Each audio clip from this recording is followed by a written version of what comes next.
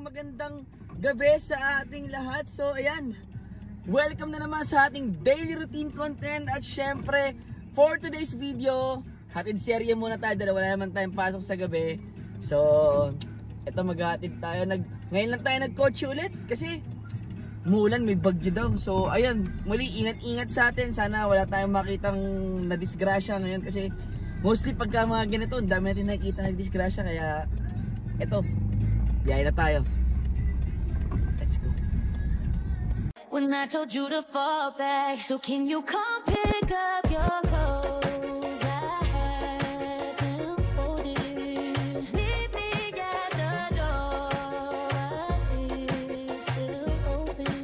I know it's getting cold out, but it's not frozen.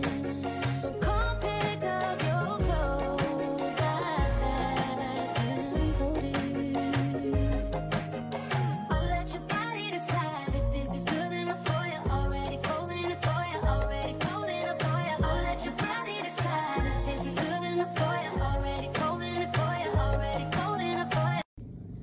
So yun na nga guys, nakauwi na tayo. Dito na tayo sa bahay, safe tayong nakauwi.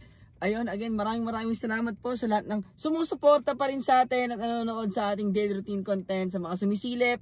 Okay lang yan, basta guys, don't forget to like, follow and subscribe guys. Yung mga link po nandyan lang sa baba.